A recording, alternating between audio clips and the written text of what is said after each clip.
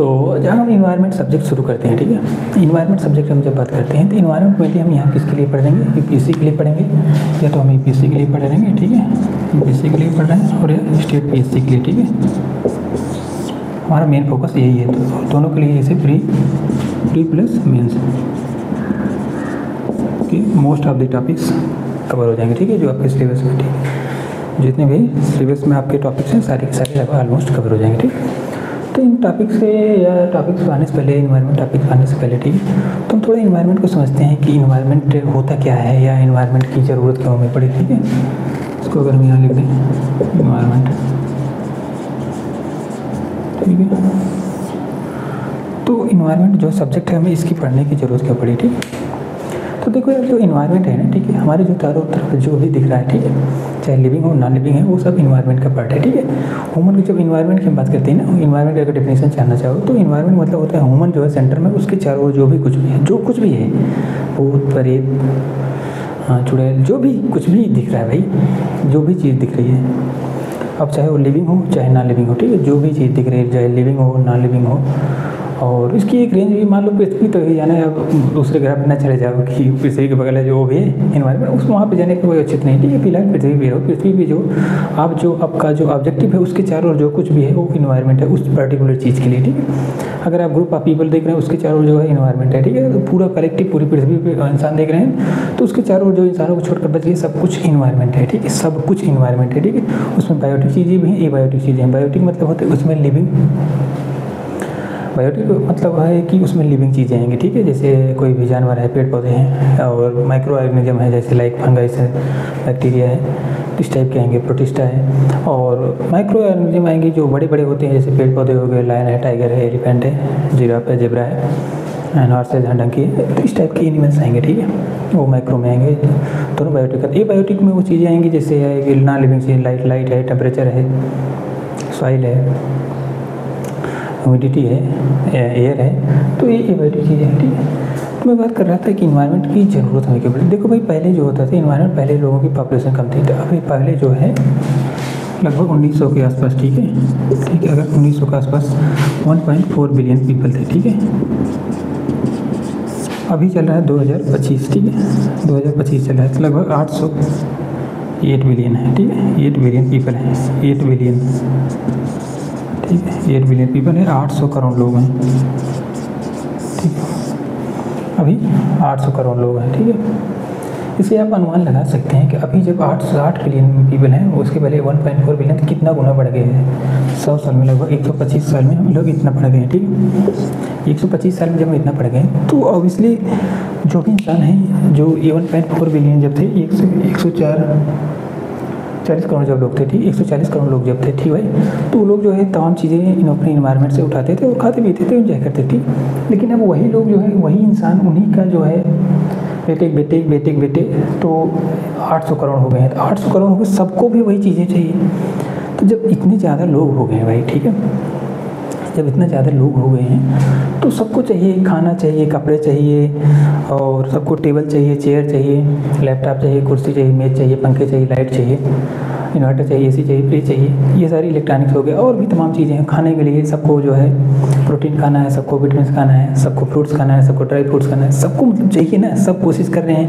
हालांकि रियलिटी में किसको मिल रहा है किसको नहीं मिल रहा है इसकी हम बात करते रहेंगे। तो मोटा मोटा आप समझ सकते हो कि कभी 140 करोड़ लोगों को जो है वही इन्वायरमेंट, वही पृथ्वी, एक ही पृथ्वी भाई, वही पृथ्वी 140 करोड़ लोगों को फुलफिल करें, तो उसमें से बहुत सारे लोग अकाल से मारे जा रहे हैं। अगर पढ़े होंगे मॉडर्न इंडियन हिस्ट्री में कि उसमें से बहुत सारे लोग अकाल से मारे जा रहे हैं। खाना, अकाल मतलब खाना नहीं मिल रहा भाई, खाने नहीं मिले, इससे अकाल से मारे 800 करोड़ लोग हैं भाई, कैसे? वहाँ तो बोला जाता है कि मैनेजमेंट की प्रॉब्लम थी कुछ बार, लेकिन कुछ बार तो नेचुरल होते हैं, लेकिन यहाँ से 800 करोड़ कैसे खाना खिला रहे हैं? तो ऑब्वियसली हम इन्वायरमेंट में हमको मॉडिफाई कर रहे हैं, इन्वायरमेंट में हम चेंजेस कर रहे हैं, ठीक है, नई नई टेक्नोलॉजी, नए नए फर्टिलाइजर्स ला रहे हैं, तो उसकी प्रोडक्टिविटी बढ़ा रहे हैं, या क्रॉप्स की यील्ड बढ़ा रहे हैं। यील्ड मतलब होता है कि जो उसमें आ रहा है, जैसे सपोज करो पहले 1 हेक्टेयर से 50 kg आता था, 1 हेक्टेयर से हम 100 kg प्रयास कर रहे हैं, ठीक है। उसमें कुछ केमिकल डाल रहे हैं, फर्टिलाइजर डाल रहे हैं, चाहे बायो फर्टिलाइजर हो चाहे केमिकल फर्टिलाइजर। तो फर्टिलाइजर जो है खाद पानी डालकर उसको, उसकी उत्पादकता, यील्ड बढ़ा रहे हैं, ठीक है। एक तरीके ये हो गया। और दूसरा तरीका ये हो गया कि और जो हमारे पास एबायोटिक चीज़ें हैं उनकी भी हम डिमांड बढ़ा रहे हैं, ठीक है। लाइक क्या हो गया कि जूते चप्पल कपड़े मकान हो गए, तो ये सारी भी चीज़ें तो बना रहे हैं। तो इन सारी चीज़ों से जो एमिशन भी होता है, ठीक है, एमिशन होता है तो तमाम तरह के पोल्यूशन भी होते हैं, तमाम तरीके के पोल्यूशन भी होते हैं। तो इसकी वजह से जो है इन्वायरमेंट पे नेगेटिव असर पड़ रहा है, ठीक है। तो मुझे लगता है आप लोगों को थोड़ा बहुत समझ आ गया कि अभी जो इन्वायरमेंट में प्रॉब्लम हो रही है, क्योंकि पहले 140 करोड़ थे, अभी 800 करोड़ लोग हैं। 800 करोड़ को ज़रूरत को पूरा करने के लिए हम इन्वायरमेंट में तमाम तरीके के क्रियाकलाप कर रहे हैं जो निगेटिव तरीके से उसको मतलब बुरी तरीके से प्रभावित कर रहे हैं, ठीक है। इसीलिए मैं इन्वायरमेंट सब्जेक्ट, हमें नहीं लगता 1900 के आसपास कोई इन्वायरमेंट सब्जेक्ट पढ़ता होगा, ठीक है, क्योंकि ज़रूरत ही नहीं थी, क्योंकि फॉरेस्ट इतने थे, इतनी ज़्यादा वेजिटेशन थी, इतनी ज़्यादा ऑक्सीजन थी, कार्बन डाइऑक्साइड की मात्रा वहाँ शुरू हो गई थी बढ़ना, लेकिन इतना ज़्यादा नहीं होता है उसका प्रभाव दिखने, लेकिन अब उसका प्रभाव दिखने लगा है। हालांकि क्लाइमेट चेंज को बहुत सारे लोग डिनाई भी करते हैं, लाइक यूएस प्रेसिडेंट वो डिनाई भी करते हैं एंड कि क्लाइमेट चेंज कुछ नहीं है, हॉक्स है, ठीक है, हॉक्स HOAX, ठीक है, एक प्रकार का मतलब इसको मतलब हवा है, एक प्रकार का मतलब बस है कुछ नहीं, बस तो ये लोग जो है कुछ लोगों ने मिलकर इसको बनाया हुआ है, ठीक है। तो हालांकि क्लाइमेट चेंज रियल है भाई, मान लो ये रियल ही है, बट वही है कि यूएसए ऐसा क्यों कर सकता है, यूएसए सुपर पावर है भैया, सुपर पावर है यूएसए, क्या है, सुपर पावर है, ठीक है, यूएसए जो है सुपर पावर है, ठीक है,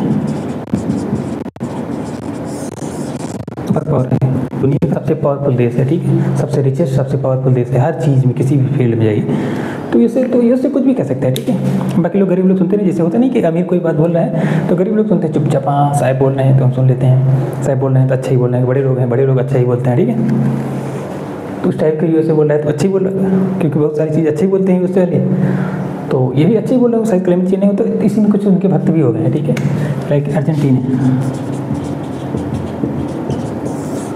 ठीक है, इसके भक्त हैं, इसके भक्त हैं, यूएसए का भक्त है अर्जेंटीना, वो भी बोल रहे हैं क्लाइमेट चेंज कुछ नहीं होता भाई, हटाओ क्लाइमेट चेंज कुछ नहीं होता है, यहाँ पे कोई ग्रीन प्रोजेक्ट नहीं चलेंगे, फोको कार्बन डाइऑक्साइड है, फोको कार्बन कोल फोको फॉसिल फ्यूल मतलब जलाओ एकदम धड़ल्ले से जलाओ, कोई दिक्कत नहीं है, तो उसके भक्त हैं। इस प्रकार यूएसए जो है भक्त बनाता रहता है, ठीक है, समय समय पर। तो ये लोग हमको आप लोग ये बात समझ गए होंगे कि इन्वायरमेंट हमें क्यों जरूरत है, क्योंकि इन्वायरमेंट पॉपुलेशन बढ़ गई तो पॉपुलेशन जो है प्रॉब्लम क्रिएट करेगी, तो प्रॉब्लम क्रिएट करेगी तो प्रॉब्लम को समझना होगा, ठीक है। पहले अगर प्रॉब्लम चलनसार हो तो इतना ही पड़ते, लेकिन प्रॉब्लम ज़्यादा सीरियस हो गई, ठीक है, तमाम तरीके की प्रॉब्लम हो रही है। तो इसको हम मेजरली जो बीसी का जो इन्वायरमेंट वाला सेक्शन है, ठीक है, जो इन्वायरमेंट वाला सेक्शन है उसके अंदर हम 8 लेसन पढ़ेंगे, ठीक, उसके अंदर बहुत सारे सब टॉपिक होंगे, ठीक है। उसको हम अगर देखना चाहें यहाँ पे देख सकते हैं, ठीक है।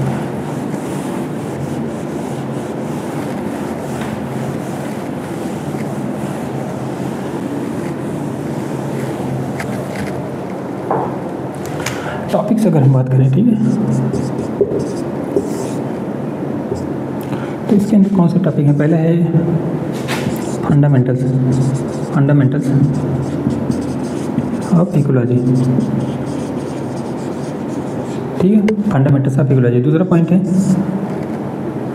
बायोडाइवर्सिटी,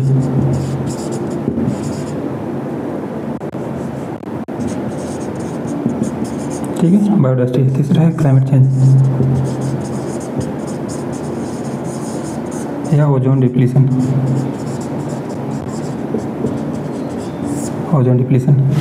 फिफ्थ पॉइंट है एनर्जी है, ठीक है। पाँचवा पॉइंट हम लोग सकते हैं पॉल्यूशन या वेस्ट, ठीक है, पाँचवा टॉपिक ये। पहला टॉपिक हमने क्या लिया, फंडामेंटल ऑफ इकोलॉजी, दूसरा टॉपिक बायोडाइवर्सिटी या इससे रिलेटेड कॉन्सेप्ट हैं बहुत सारे, सब टॉपिक इसके अंदर आएंगे, ठीक है। और क्लाइमेट चेंज और ओजोन डिप्लीशन क्या होता है, फिर एनर्जी पढ़ेंगे, ठीक है, क्योंकि एनर्जी काफ़ी इंपॉर्टेंट टॉपिक है, ठीक है, इससे क्वेश्चन आते रहते हैं आए दिन, ठीक है। और पॉल्यूशन है, इससे भी क्वेश्चन आते हैं, पॉल्यूशन क्या होता है। फिर उसके बाद हम पढ़ेंगे सस्टेनेबल डेवलपमेंट क्या होता है, इसकी हमें ज़रूरत क्यों पड़ती है, ठीक है। उसके बाद हम पढ़ेंगे एक्ट्स होते हैं जो विभिन्न प्रकार के, या लेजिस्लेचर या पॉलिसी गवर्नमेंट ऑफ इंडिया के द्वारा बनाए गए हैं, ठीक है, इसको पढ़ेंगे। शायद नहीं रहा हुआ है, इसको मैं 8वां पॉइंट यहाँ पे लिख देता हूँ, 7वां पॉइंट मैंने यहाँ पे ये लिखा है, एक्ट्स पढ़ेंगे, जैसे गवर्नमेंट ऑफ इंडिया एक्ट्स बनाती है, पॉलिसी बनाए, ठीक है, उसको हम पढ़ेंगे। फिर 8वां पॉइंट हम पढ़ेंगे ये ठीक है। ये environment impact assessment, environment impact assessment. तो कोई भी प्रोजेक्ट आप स्टार्ट कर रहे हैं तो उसका इन्वायरमेंट पे क्या क्या असर पड़ेगा तो उसका असेसमेंट किया जाता है। एक टॉपिक है, ठीक है, मेंस में ही आता है, ठीक है। इतने टॉपिक हम पढ़ेंगे, ठीक है। तो मैं इस टॉपिक को थोड़ा मैं इसको समझ लेते हैं, ठीक है। इस टॉपिक के अंदर क्या क्या टॉपिक आएंगे, सब टॉपिक आएंगे। तो देखो भाई, fundamentals of ecology, fundamentals of ecology, इसके अंदर मतलब ये चीज़ आएगी कि जो इकोलॉजी होती है, इकोलॉजी का मतलब ये होता है कि जो आपके चारों ओर जो बायोटिक इंटरेक्शन हो रहा है, बायोटिक मतलब जो लिविंग चीज़ों के बीच जो इंटरेक्शन हो रहा है, ठीक है भाई, और जो एबायोटिक चीज़ें उनके बीच जो इंटरेक्शन हो रहा है, बायोटिक का एबायोटिक से और बायोटिक का आपस में इंटरेक्शन जो रहा है, उसका अध्ययन ही इकोलॉजी कहलाता है, उसका स्टडी है। ये क्या है? स्टडी है। इकोलॉजी क्या है? इकोलॉजी का मतलब क्या होता है? स्टडी। स्टडी किसका स्टडी? बायोटिक प्लस एबायोटिक, ठीक है। ये स्टडी करते हैं। बायोटिक से कैसे इंटरेक्शन कर रहा है और ये बायोटिक से कैसे इंटरेक्शन कर रहे हैं, ठीक है। इसका अध्ययन किया जाता है इकोलॉजी के अंदर, पूरे सिस्टम बना होता है, ठीक है। इकोलॉजी के अंदर मेनली यही अध्ययन किया जाता है। या इकोलॉजी का मोटा मतलब ये है कि इसके अंदर हम स्टडी करते हैं कि बायोटिक मतलब एक कुत्ता दूसरे भेड़ बकरी या भालू के साथ उसका कैसे इंटरेक्शन हो रहा है, या एक इंसान का कुत्ते के साथ कैसे, या एक जंगल में टाइगर है उसका डियर के साथ कैसे इंटरेक्शन हो रहा है, तो उसका अध्ययन करते हैं। फिर उनका जो है नॉन लिविंग चीज़ों जैसे पानी के साथ क्या इशू है, फिर उनका ऑक्सीजन के साथ क्या इशू है, तो वो सारी चीज़ों अध्ययन का पार्ट होता है, ठीक है। हम नहीं करेंगे, ठीक है। अध्ययन लोगों ने किया है, बुद्धिमान लोगों ने, समझदार लोगों ने अध्ययन कर लिया है, तो हम उसको पढ़ रहे हैं, ठीक है। हम पढ़ रहे हैं, ठीक है, साइंटिस्ट नहीं हम। तो जर्नलिस्ट के एज ए जर्नलिस्ट हम उसको पढ़ रहे हैं, ठीक है। और इसके अंदर हम पढ़ेंगे फूड चेन क्या होता है, फूड वेब क्या होता है, इकोलॉजिकल प्रोडक्टिविटी क्या होती है, और बायोलॉजिकल पिरामिड, इकोलॉजिकल पिरामिड क्या होता है, और इसके अंदर और टॉपिक होते हैं जो लाइक सेप्रोट्रॉप्स क्या होते हैं, डिकम्पोजर क्या होते हैं, और डायरेक्टिवोर्स क्या होते हैं, इकोटोन क्या होते हैं, और बहुत प्रकार की स्पीसीज होती हैं। स्पीसीज क्या होती हैं? वेरियस स्पीसीज होती हैं, like stone species, umbrella species, flexi species, इस टाइप की बहुत सारे टॉपिक और भी टॉपिक आएंगे। तो मोटा हम यहाँ पे समझ लेंगे, ठीक है। इन्वायरमेंट का जो फंडामेंटल कॉन्सेप्ट्स हैं उसको हम समझ लेंगे, ठीक है। और लिंडमैन का 10% वाला रूल भी इसके अंदर ही आएगा, ठीक है। 10% मतलब है कि एक ट्रॉपिक लेवल से अगले ट्रॉपिक लेवल केवल 10% एनर्जी ट्रांसफर होती है, ठीक है। ऐसा नहीं कि 10 पर बाकी 90% बर्बाद नहीं होती, बस वो दूसरे कामों में यूज हो जाती है। दूसरा पॉइंट हम उसके अंदर बायोडाइवर्सिटी पढ़ेंगे। बायोडाइवर्सिटी मतलब ये है कि कहाँ कहाँ कितनी बायोडाइवर्सिटी पाई जाती है। सपोज करो पूरी अर्थ है, ठीक है। अगर ये पूरी अर्थ है, ठीक है, पूरी अर्थ है तो ठीक है, कहाँ कैसी बायोडाइवर्सिटी पाई जा रही है? कहीं पे माउंटेन है, ठीक है, कहीं पे माउंटेन है, कहीं पे डेजर्ट है, ठीक है, कहीं पे मरीन वाटर है, कहीं पे फ्रेश वाटर है, ठीक है, तो और कहीं पे कोल्ड डेजर्ट है, ठीक है। तो वहाँ पे किस प्रकार की बायोडाइवर्सिटी पाई जाती है और बायोडाइवर्सिटी कितने प्रकार की होती है? बायोडाइवर्सिटी को बोल सकते हो कि बायोडाइवर्सिटी का सिग्निफिकेंस क्या है, बायोडाइवर्सिटी का सिग्निफिकेंस क्या है। और जब आप सिग्निफिकेंस जान पाएंगे, ठीक है, क्योंकि सिग्निफिकेंस बहुत सारा है, क्योंकि आप जो भी खाते हैं पीते हैं जितनी भी ऑलमोस्ट हमें लगता है जो भी कुछ आप देख रहे हैं सर, तो कहीं ना कहीं बायोडाइवर्सिटी ही है, ठीक है। चाहे वो माइक्रो ऑर्गेनिज्म हो, चाहे माइक्रो ऑर्गेनिज्म, चाहे छोटे हों चाहे बड़े हों, जो आपसे दिखते हैं चाहे आपसे ना दिखते हों, तो सब जो है बायोडाइवर्सिटी के ही पार्ट हैं, ठीक है। और जब आप इसको देखेंगे, आप चाहे आपके घर पे मसाले यूज होते हैं, ठीक है, जो खाने में बनाते हो, तो बायोडाइवर्सिटी है भाई। प्लांट है, प्लांट वो बायोडाइवर्सिटी का पार्ट है। मतलब होता है जो जीवों की वैरायटी, बायोडाइवर्सिटी मतलब होता है कि जीवों की वैरायटी, जीव कितने प्रकार के पाए जा सकते हैं, ठीक है। जेनेटिक लेवल पे, इवन हम जेनेटिक लेवल पे भी देख सकते हैं। जेनेटिक लेवल देखेंगे तो बहुत ज़्यादा हो जाएगा, लेकिन अगर हम जेनेटिक लेवल पर न जाएँ तो स्पेसिफिक लेवल पर देखें तो थोड़ा कम बायोडाइवर्सिटी होगी, लेकिन कभी होती काफ़ी ज़्यादा होती है। क्योंकि प्लांट से कितनी बायोडाइवर्सिटी, प्लांट कितने प्रकार के होते हैं, एनिमल्स कितने प्रकार के, ऐसे नहीं कि एनिमल्स हम इंडिया में ही देख रहे हैं। जो एनिमल्स की वैरायटी है ऐसा नहीं कि हम इंडिया में देख रहे हैं, आपको पूरे कॉन्टिनेंट्स पे देख, पूरे अर्थ पे देखना है, पूरे अर्थ को, ठीक है। आपको बड़ी कीजिए, अपनी बड़ा कीजिए, अपने विजुअलाइजेशन पावर बढ़ा के पूरी अर्थ देखिए, ठीक है। इसको मैं वीडियो में ऐड कर दूँगा शायद। बायोडाइवर्सिटी होता है, ठीक है। और फिर क्लाइमेट चेंज क्या होता है? फिर क्लाइमेट चेंज क्या है एक्चुअली, जो यहाँ से क्लाइमेट चेंज एक्चुअली इसके पहले हमें पॉल्यूशन को बढ़ना होगा, वेस्ट को बढ़ना होगा, ठीक है। तो ज़्यादा समझ एक्चुअली क्या हो रहा है, हम जो है करोड़ों साल पहले, आज से करोड़ों साल पहले जो पृथ्वी पर जो है कार्बन डाइऑक्साइड बहुत ज़्यादा मात्रा में थी। उसको किसी भी तरीके से प्रकृति ने, नेचर ने जो है उसके पेड़ पौधों के माध्यम से उसको ऑब्जर्व किया और उसको जो है ज़मीन के अंदर रख दिया। लेकिन हम इंसानों ने अपने मतलब खोज से, विवेक से या किसी भी तरीके से उसको हमने बाहर निकाला, खोज किया और उसको हम बाहर निकाल के जला सकें, तो वही कार्बन डाइऑक्साइड फिर से रिलीज करें। और कार्बन डाइऑक्साइड गैस की एक विशेषता ये होती है कि हीट को ऑब्जर्व करती है, ठीक है, हीट को रोक के रखती है, ठीक है। अगर किसी कमरे में हीट कार्बन डाइऑक्साइड बांटो तो उसमें हीट लगा दो तो काफ़ी देर तक उस हीट को होल्ड कर रखे, लेकिन कंपेयर टू अदर गैसेज, ठीक है। अदर गैसेज उसको होल्ड नहीं कर पाए, लेकिन कार्बन डाइऑक्साइड की होल्ड ज़्यादा देर तक उसको रखे रहेगी, ठीक है। अब किसी कमरे में कैमरे में नहीं, कमरे में ऐसे कर सकते हो, ठीक है भाई। किसी कमरे में अगर कार्बन डाइऑक्साइड भर लो, सपोज उसमें हीट रखो, और दूसरे कमरे दूसरी गैस भर दो, उसमें हीट डालो, तो अब देखेंगे कार्बन डाइऑक्साइड वाला कमरा ज़्यादा समय तक गर्म रहेगा। वही हाल है क्लाइमेट चेंज का। क्लाइमेट चेंज जो है कार्बन डाइऑक्साइड मेनली है, और भी गैसेज हैं जो लाइक CH4 है, ये सब चीज़ें। तो इनकी वजह से जो है पूरा पृथ्वी का जो सिस्टम है, क्लाइमेटिक जो सिस्टम है, ठीक है, जो क्लाइमेट हो है ना, वो चेंज हो रहा था। हालांकि क्लाइमेट नॉर्मली थोड़ा बहुत चेंज होता है, वो नहीं दिक्कत है, लेकिन क्लाइमेट जो एक पैटर्न बना हुआ, पैटर्न से ज़्यादा फ्लक्चुएशन हो रहा है, तो बोल रहे हैं कि क्लाइमेट चेंज हो रहा है। क्लाइमेट चेंज में काफ़ी चीज़ें पढ़ेंगे, क्योंकि शुरू में ऐसा माना जाता है कि क्लाइमेट चेंज कुछ नहीं हो रहा है, ठीक है। क्लाइमेट चेंज में जो है इसको माना नहीं जाता। उसके बाद IPCC की स्थापना हुई, ठीक है, एक संस्था है,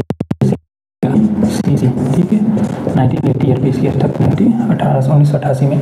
तो I intergovernmental panel of climate change, ठीक है, intergovernmental panel of climate change. तो क्लाइमेट चेंज के लिए एक पैनल बना, ठीक है, एक बॉडी बनी है जो मतलब रिसर्च नहीं करती, जो विभिन्न प्रकार की रिसर्च होंगी उनको एनालाइज करती है, ठीक है।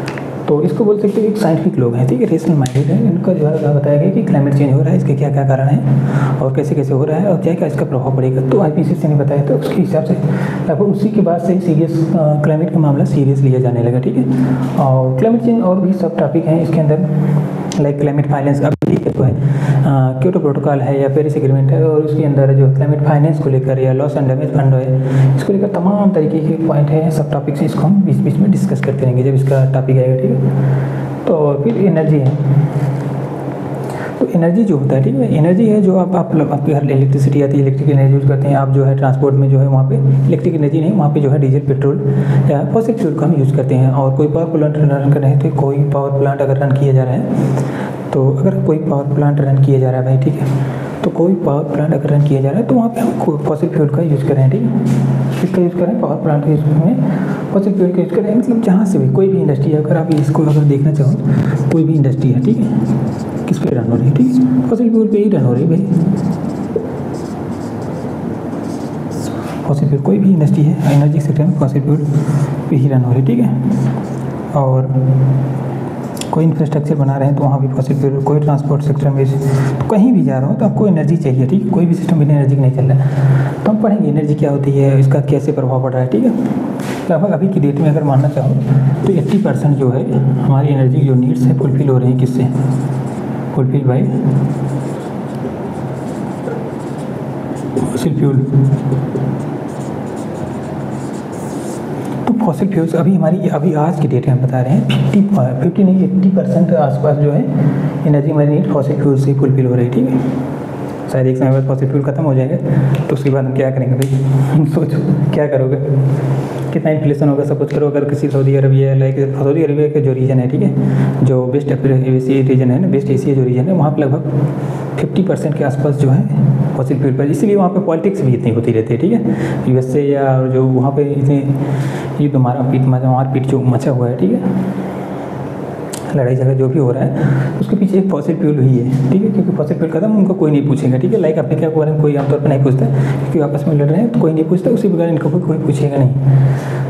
तो एनर्जी के पॉलिटिक्स हम यहाँ पे बहुत सारी चीज़ें पढ़ेंगे, ठीक है। एनर्जी, फिर पोल्यूशन क्या होता है, पोल्यूशन होता है कि कोई भी नेचुरल चीज़, कोई भी नेचुरल है, मतलब नेचर ने उसके इवॉल्व होते हुए एक स्टैंडर्ड बना हुआ है और वहाँ पे सारी चीज़ें बढ़िया से चल रही है, ठीक है। लेकिन अगर वहाँ पे कोई ऐसी पदार्थ वहाँ पे मिला दो, कोई ऐसी गैस मिला दो, कोई ऐसा जीव मिला दो जो हार्मफुल हो, मतलब वो नेचुरल सिस्टम को डिस्टर्ब करे, ठीक है, जो नेचुरल वहाँ की इकोलॉजी है, इकोसिस्टम है, उसको जो डिस्टर्ब करता है, ठीक है, उसको हम बोलते हैं कि पॉल्यूटेंट है। और जो डिस्टर्बेंस हो रहा है, पूरा जो प्रोसेस है डिस्टर्बेंस का, उसको हम बोलते हैं पॉल्यूशन। वहाँ पे पॉल्यूशन हो गया, तो पॉल्यूशन के बहुत सारे टाइप होते हैं, जैसे water pollution, air pollution, water pollution और एयर पॉल्यूशन। वाटर पॉल्यूशन जो और एयर पॉल्यूशन जो है सबसे इंपॉर्टेंट टॉपिक है इंडिया के कंटेक्स्ट में, इसलिए है क्योंकि इंडिया में वाटर पॉल्यूशन भी काफ़ी ज़्यादा है, एयर पॉल्यूशन भी काफ़ी ज़्यादा है।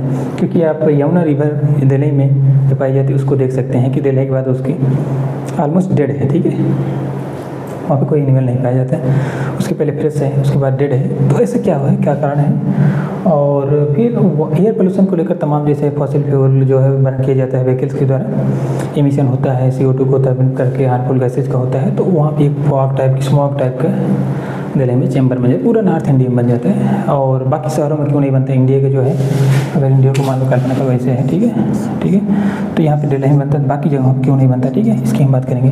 बाकी जो ऐसा क्या कारण है कि बाकी जगह पे जो है पोल्यूशन नहीं दिखता है, एयर पोल्यूशन, और केवल दिल्ली ही आसपास रीजन में या नॉर्दर्न इंडिया में, नॉर्दर्न प्लेन में ज़्यादा दिखता है, ठीक है। हम उसकी बात करेंगे पोल्यूशन। और दूसरा पॉइंट है वेस्ट होता है। वेस्ट का मतलब होता है कि कोई भी चीज़, वेस्ट और पोल्यूशन दोनों अलग चीज़ होते हैं, ठीक है। वेस्ट जो है पोल्यूशन हो सकता है, लेकिन हर पोल्यूशन वेस्ट नहीं हो सकता, लेकिन पोल्यूशन अलग चीज़ है, वेस्ट अलग चीज़ है, ठीक है, दोनों कॉमन है। जैसे कैसे समझो, ठीक है,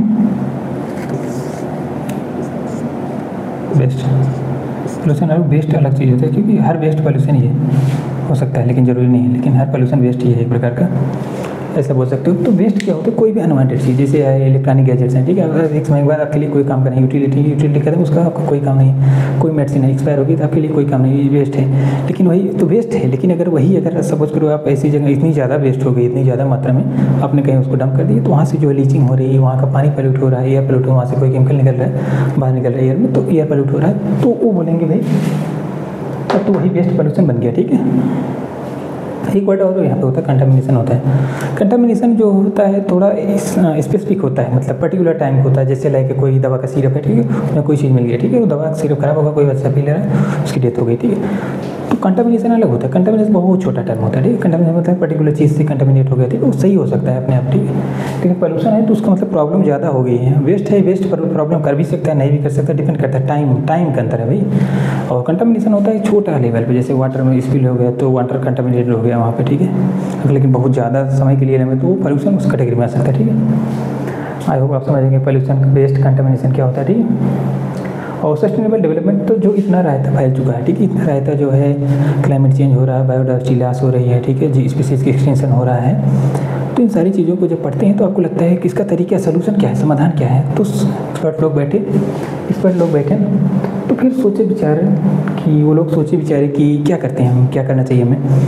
तो उन्होंने कुछ समाधान निकाला कि हमें सस्टेनेबल डेवलपमेंट, ऐसा डेवलपमेंट जो चलता रहे, मतलब हम भी आराम से जीवन जिए, हमारे बच्चे भी, फिर उनके बच्चे, फिर उनके बच्चे, फिर उनके बच्चे, सबके बच्चे एंजॉय करते हैं, जैसे अभी एंजॉय कर रहे हैं। हालांकि कितनी क्वालिटी है अभी देख ही रहे हैं, कितने एंजॉय कर रहे हैं। सस्टेनेबल डेवलपमेंट क्या है इसको हम समझेंगे, ठीक है, रियलिटी क्या है इसकी, कितना इसमें काम कर रहा है, कितना काम नहीं कर रहा है, सारी चीज़ें हम देखेंगे। उसके बाद फिर एक्ट्स, लेजिस्लेशन, पॉलिसी, यहाँ पे हमने लिखा है एक्ट्स, पॉलिसी।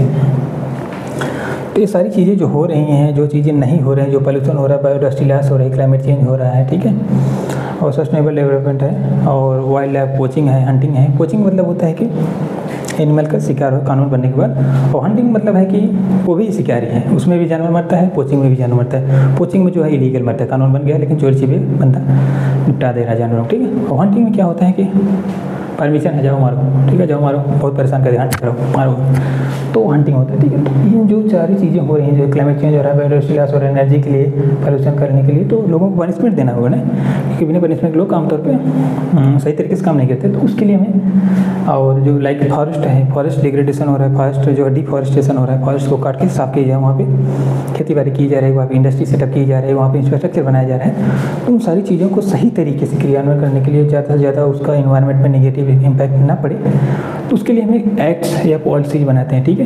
और एनर्जी जो है, एनर्जी के लिए भी हमें पॉलिसी या एक्ट्स की जरूरत होती है, क्योंकि कहाँ से एनर्जी कहाँ जाएगी, कैसे जाएगी, कोई नियम तरीका होना चाहिए, तो वहाँ से एक्ट्स या पॉलिसी बनाई जाती हैं, ठीक है। तो उनका हम समझें कि कौन सा एक्ट क्यों बनाया गया। लाइक 1972 में एक्ट आया था, वाइल्ड लाइफ प्रोटेक्शन एक्ट आया था, फिर 1986 में इन्वायरमेंट प्रोटेक्शन एक्ट आया था, ठीक है, इन्वायरमेंट प्रोटेक्शन एक्ट आया था 1986 में, क्योंकि उससे 1-2 साल पहले जो है भोपाल में ट्रेजेडी हुई थी, ठीक है, जिसको डिजास्टर वाला 2 या 3 दिसंबर को हुआ था शायद, एक डिजास्टर हुआ था बहुत भयानक मध्य प्रदेश के भोपाल में, ठीक है। तो उसकी वजह से मिथाइल आइसोसाइनाइड ऐसे कुछ कर करके कंपाउंड रिलीज हुआ था, तो वहाँ पे जो है कुछ लोग डेथ हो गए थे, मतलब एक डिजास्टर था केमिकल। तो उसी कंटेक्स्ट में इन्वायरमेंट, उस समय क्योंकि कानून नहीं थे इंडिया में, तो हालांकि उस कंपनी ने थोड़ा बहुत जो है जुर्माना देकर चली गई, कुछ हुआ भी नहीं, किसी को पनिशमेंट भी नहीं मिला। तो उसी कंटेक्स्ट में जो है 1986 का इन्वायरमेंट प्रोटेक्शन एक्ट आया था, क्योंकि इन्वायरमेंट के लेकर उसके 2 पहले एक्ट थे, एक था कि वाटर वाला था और एयर वाला था, उसके पहले आ गए थे, ठीक है। उसके बाद जो है कम्प्रिहेंसिव 1986 वाला है जो काफ़ी कम्प्रिहेंसिव, उसकी हम बात करेंगे, ठीक है, जब समय आएगा उसकी हम बात करेंगे डिटेल्स में क्यों आया था। फिर उसके बाद 2002 में बोल सकते हो कि 2002 में बायोडायवर्सिटी एक्ट आया था, ठीक है, उसकी क्या जरूरत थी, क्यों जरूरत पड़ी और क्यों बनाया गया, उसकी क्या क्या प्रोविजंस हैं।